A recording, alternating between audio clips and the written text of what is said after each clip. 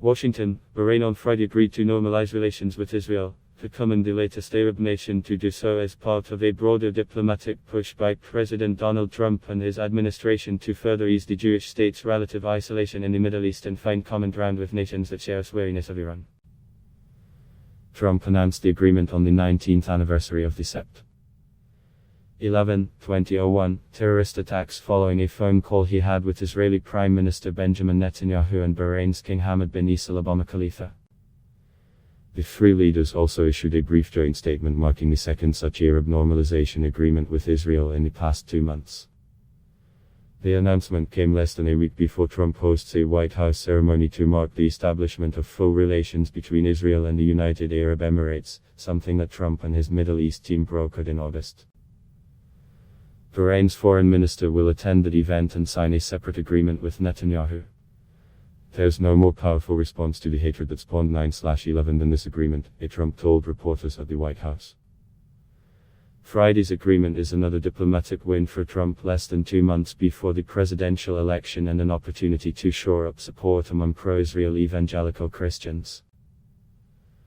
In addition to the EU deal, Trump just last week announced agreements in principle for Kosovo to recognize Israel and for Serbia to move its embassy from Tel Aviv to Jerusalem.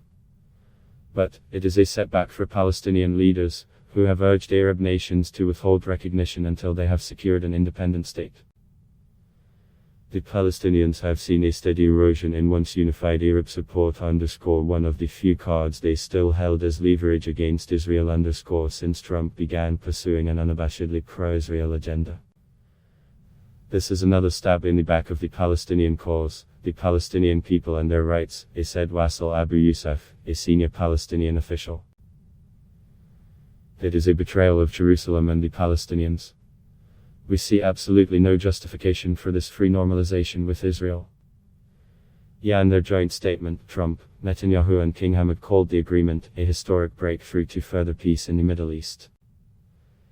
Opening direct dialogue and ties between these two dynamic societies and advanced economies will continue the positive transformation of the Middle East and increase stability, security and prosperity in the region, they said.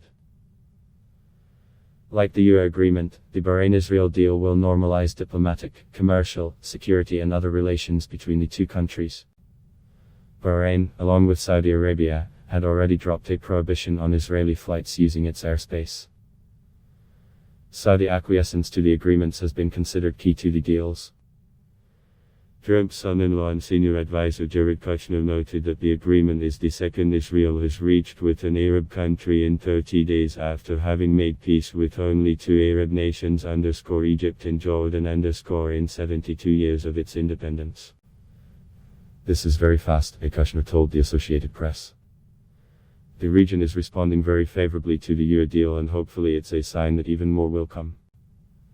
And Netanyahu thanked Trump. It took us 26 years between the second peace agreement with an Arab country and the third, but only 29 days between the third and the fourth, and there will be more, he said, referring to the 1994 peace treaty with Jordan and the more recent agreements. Bahrain's foreign ministry welcomed the deal and said that Hamad had praised us efforts to establish security and stability in the Middle East, according to the official news agency. Sheikh Khalid bin Ahmed Al Khalifa, a prominent Bahraini advisor to the king and a former longtime foreign minister, wrote on Twitter that the agreement boosts the region's security and prosperity. It sends a positive and encouraging message to the people of Israel that a just and comprehensive peace with the Palestinian people is the best path and is in the true interest of their future and the future of the people in the region, he wrote. In a nod to the Palestinians, the joint statement said the parties will continue efforts to achieve a just, comprehensive, and enduring resolution to the Israeli-Palestinian conflict to enable the Palestinian people to realize their full potential.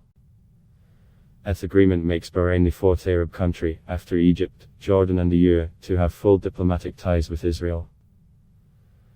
Other Arab nations believed to be on the cusp of fully recognizing Israel include Oman and Sudan.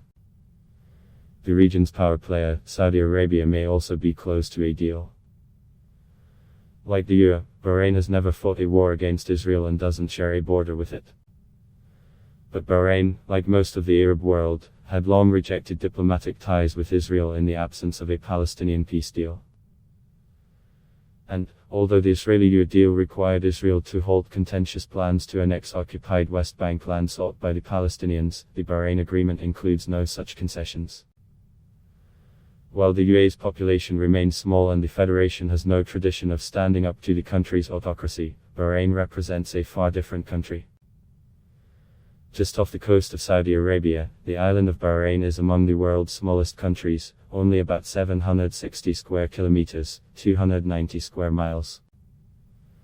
Bahrain's location in the Persian Gulf long has made it a trading stop and a naval defensive position. The island is home to the US Navy's 5th Fleet and a recently built British naval base. Bahrain is acutely aware of threats posed by Iran, an anxiety that comes from Bahrain's majority Shiite population, despite being ruled since 1783 by the Sunni Labama Khalifa family. Iran under Shah Mohammad Reza Pahlavi had pushed to take over the island after the British left, though Bahrainis in 1970 overwhelmingly supported becoming an independent nation and the UN Security Council unanimously backed it. Since Iran's 1979 Islamic Revolution, Bahrain's rulers have blamed Iran for arming militants on the island. Iran denies the accusations. Bahrain's Shiite majority has accused the government of treating them like second-class citizens. The Shiites joined pro-democracy activists in demanding more political freedoms in 2011, as Arab Spring protests swept across the wider Middle East. Saudi and Emirati troops ultimately helped violently put down the demonstrations. In recent years, Bahrain has cracked down on all dissent, imprisoned activists and hampered independent reporting on the island. While the Obama administration halted the sale of F-16 fighter jets to Bahrain over human rights concerns, the Trump administration dropped it.